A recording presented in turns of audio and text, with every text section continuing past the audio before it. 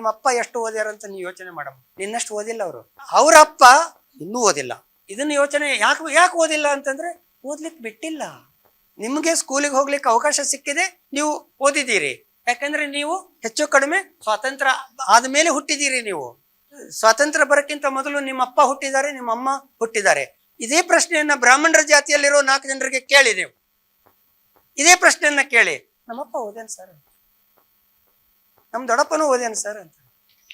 ಆದ್ರೆ ನಿಮ್ ದೊಡ್ಡವ್ವ ಓದಿದಾರ ಅಂತ ಕೇಳಿದ್ರೆ ಇಲ್ಲ. ಅಂದ್ರೆ ಅಲ್ಲಿ ಲಿಂಗ ತಾರತಮ್ಯ ಇತ್ತು, ಜಾತಿ ತಾರತಮ್ಯ. ಅವರಿಗೆ ಮಾತ್ರ ಹೆಚ್ಚಿನ ಅಧಿಕಾರಗಳಿತ್ತು, ಬ್ರಾಹ್ಮಣರಿಗೆ ಹೆಚ್ಚಿನ ಅಧಿಕಾರಗಳಿದ್ದವು. ಆದ್ರೆ ಎಲ್ಲಾ ಬ್ರಾಹ್ಮಣರಿಗೆ ಹೆಚ್ಚಿನ ಅಧಿಕಾರಗಳು ಇರಲಿಲ್ಲ. ಪುರುಷ ಬ್ರಾಹ್ಮಣರಿಗೆ ಮಾತ್ರ ಹೆಚ್ಚಿನ ಅಧಿಕಾರ. ಬ್ರಾಹ್ಮಣ ಜಾತಿಯ ಹೆಣ್ಣು ಮಗಳಿಗೆ ಶಿಕ್ಷಣ ಇರಲಿಲ್ಲ. ಅಂದ್ರೆ ಬ್ರಾಹ್ಮಣರು ಇರೋದೇ 3% ಭಾರತದ ಪಾಪ್ಯುಲೇಷನ್ ಅಲ್ಲಿ. ಅದ್ರಾಗ 1.5% ತೆಗೆದು ಹಾಕ್ರಿ ಹೆಣ್ಮಕ್ಳು ಅವಿದ್ಯಾವಂತರು. ಅಲ್ಲಿಗೆ ವಿದ್ಯಾವಂತರು 1.5% ಅಷ್ಟೇ. 1.5% ಜನರು 98.5% ಮೇಲೆ ಆಡಳಿತ ಮಾಡ್ಕೊಂಡು ಬಂದಿದಾರಲ್ಲ.